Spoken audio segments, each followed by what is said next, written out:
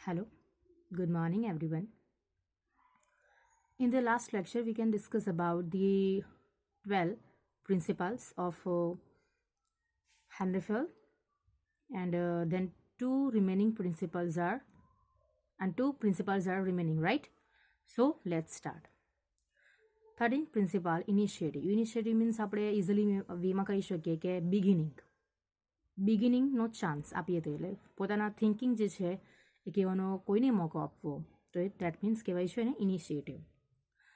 A quality of entrepreneurship is necessary for the industrialists. In the same way, there should be quality of initiation in employees. કે જેવી રીતે industrialist છે તો એના માટે entrepreneurship જે છે કે વર્ક્સ કરવાની જે એફિશિયન્સી જે છે એ ક્વોલિટી ઇન્ડસ્ટ્રીઝમાં હોવી જરૂરી છે. તેમ and the same way there should be quality of initiation in employees કે એમ દરેક ઈચ એન્ડ એવરી એમ્પ્લોઈઝ પોતાના વ્યૂ ઓફ થિંકિંગ જે છે ઓનરના સામે રિપ્રેઝન્ટ કરી શકે, એક્સપ્રેસ કરી શકે, પોતાનું થિંકિંગ જે છે એ આપી શકે, કહી શકે, તો એ ક્વોલિટી જે છે હોવી જરૂરી છે. ઇન્ડસ્ટ્રીયલિઝ શુડ અને એના માટે industrialisation should provide the such atmosphere that initiation may be encouraged. એના માટે જે છે ઇન્ડસ્ટ્રીયલિસ્ટ એને પોઝિટિવ એટમોસ્ફિયર ક્રિએટ કરવું કે જેથી એમ્પ્લોઈઝ જે છે પોતાના વ્યૂ ઓફ થિંકિંગ જે છે એ ઇન્ક્રીઝ કરે, કહી શકે અને એનામાં એને એન્કરેજમેન્ટ મળે. કે ફોર એક્ઝામ્પલ તરીકે આપણે ક્લાસરૂમમાં જે છે પોઝિટિવ નેગેટિવ એટમોસ્ફિયર હોય કે બહુ રિસ્ટ્રિક્ટેડ હોય તો કોઈ કહી નહીં શકે મેમના સામે કે મેમ આ મને નથી આવડતું, આમાં કંઈ સમજ નથી પડી, બરાબર. બટ આપણે પોઝિટિવ એટમોસ્ફિયર ક્રિએટ કરવાથી તમે કહી શકો કે આ નથી આવડતું, ફરી અગેન તમે રિપીટ કરો એમ, બરાબર. એટલે એના માટે જે છે કે એન્કરેજમેન્ટ કરવા માટે એમ્પ્લોઈઝને એમાં પોઝિટિવ એટમોસ્ફિયર જે છે પ્રોવાઈડ કરવું જોઈએ. Due to the initiation strength of the independent working in an employee develop and it increase their leadership quality. એના માટે જે છે ઇનિશિએશન માટે એન્કરેજમેન્ટ પ્રોવાઈડ કરવા માટે એમ્પ્લોઈઝ જે છે એનાથી શું થાય છે ઇનિશિએશનથી કે inch and every employees working with the independent and strength કે પોતાની રીતે એ કામ કરશે કે જેવી રીતના એને એફિશિયન્સી યુઝ કરીને પોતાની રીતે કામ કરશે અને એનામાં જે લીડરશિપની ક્વોલિટી જે છે એ પણ ઇન્ક્રીઝ થશે કે પોતાને કે ફ્રીલી વર્ક્સ કરવામાં આવે તો શું કે પોતાની જે હિમસેલ્ફ જે છે એને ડેવલપ બી કરી શકે અને એની વર્કિંગની સ્ટ્રેન્થ જે છે એ પણ ઇન્ક્રીઝ થઈ શકે, રાઈટ. ફોર એક્ઝામ્પલ તરીકે આપણે જોઈએ કે કોલગેટ કંપની, રાઈટ. તો કોલગેટ કંપનીનું તો બધા જાણે જ છે નામ, રાઈટ. બટ આપણે જે છે કોલગેટને એક મીન્સ કે ટૂથપેસ્ટ જે છે એ નથી કહેતા, બટ ટૂથપેસ્ટને આપણે કોલગેટ કહીએ છીએ, રાઈટ ને. એટલે ટૂથપેસ્ટનો સિમિલર જે મિનિંગ જે છે એ કોલગેટ જ છે. એટલે કોલગેટ આપણે ટૂથપેસ્ટ નહીં લેવા જઈએ તો ટૂથપેસ્ટ નહીં કહીએ, બટ કોલગેટ જ કહીએ. તો એકવાર કોલગેટની જનરલ મીટિંગ ચાલતી હતી, બરાબર. ખૂબ જ ઇમ્પોર્ટન્ટ ડિસ્કશન ચાલતું હતું અને એમના વચ્ચેનો જે ટોપિક હતો કે હાઉ ટુ ઇન્ક્રીઝ સેલ્સ, કે હાઉ ટુ ઇન્ક્રીઝ સર આપણે જે સેલ્સ કોલગેટનું સેલ કેવી રીતના ઇન્ક્રીઝ કરી શકીએ. હવે એ કોઈ ખાવાની તો વસ્તુ છે નહીં કે આપણે ટેસ્ટ કરાવીને પણ આપણે એનો ફીડબેક લઈ શકાય. તો મેનેજર જે છે એના સાથે કલાકો સુધી બધા મેનેજર છે, બોર્ડ ઓફ મેનેજર જે મોટા મોટા એક્સપર્ટ જે છે એના સાથે ડિસ્કશન ચાલતું હતું અને એ બધા જે છે એ પોતાના વ્યૂ જે છે એ એક્સપ્રેસ કરતા હતા.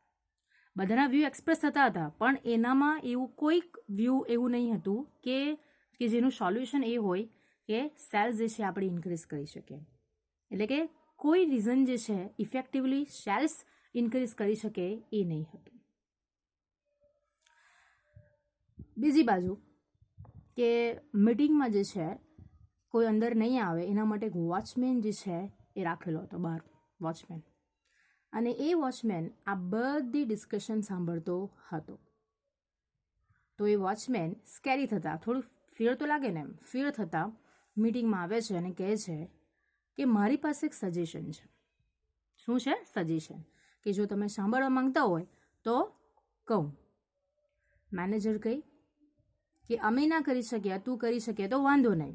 એટલે શું કહે છે વોચમેનને કહે છે, એટલે વોચમેનને બોલવાનો મોકો આપે છે. એટલે કે બોલવાનો મોકો આપે એટલે કે મીન્સ કે ઈચ એન્ડ એવરી એમ્પ્લોઈઝને પોતાના વ્યૂ ઓફ થિંકિંગ જે છે એટલે કે એ ક્વોલિટી જે છે, આઈડિયાઝ જે છે એ ઇનિશિયેટિવ એટલે મીન્સ કે જે બોલવાનો એ મોકો આપે છે, સ્ટાર્ટ કરવાનો મોકો આપે છે.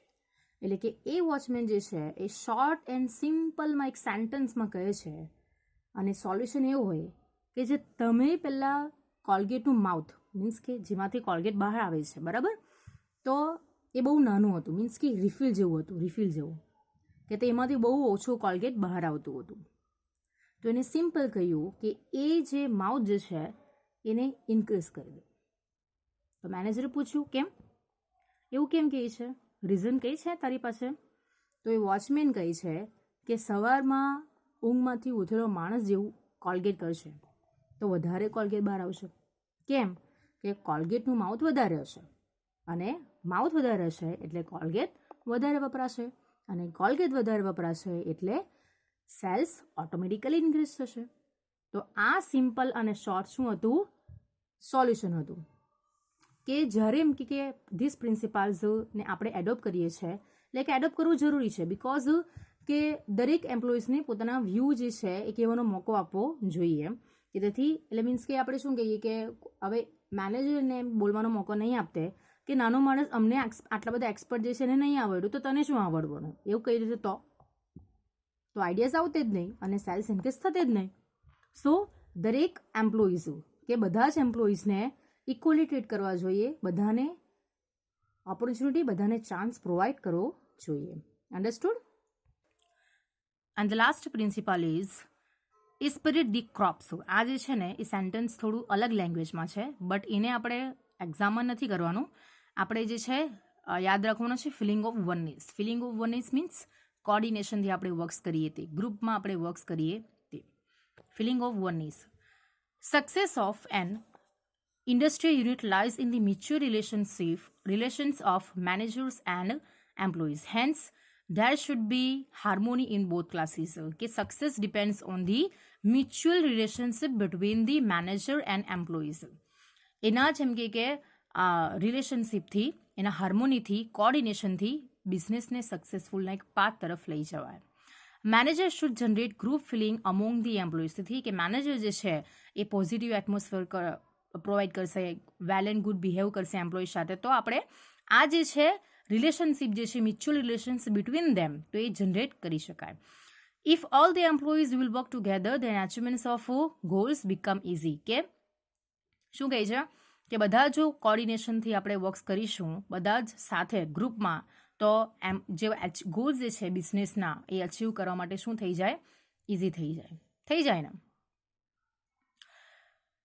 Henry Fayol said that above list is not the last list of management principles.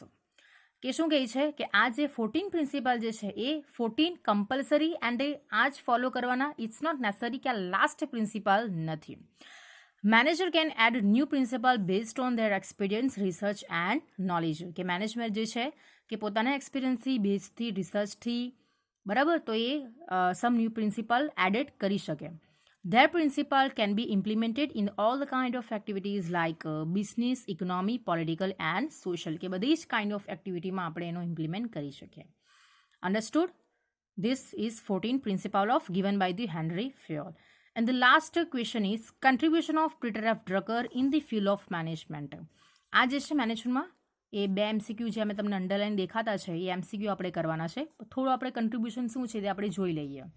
એટલે આમાંથી બે એમસીક્યુ અંડરલાઇન કરેલી છે, તમે તમારી બુકમાં અંડરલાઇન કરી દેજો. Make a lines for the MCQ.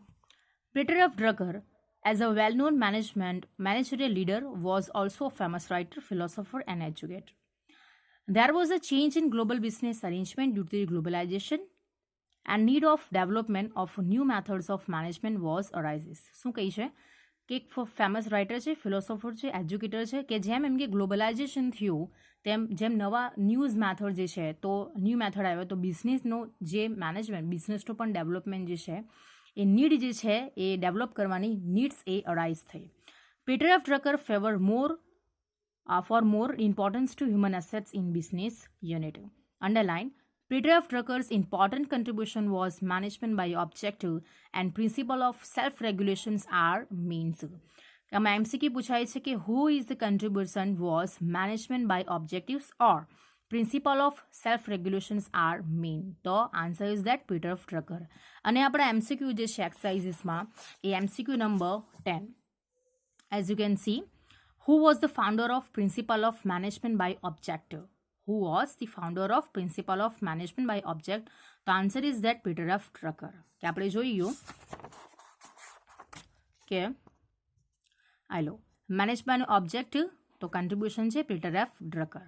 About the management by object, this says that there should be uniformity in the aim of employee and manager for achievements of aim.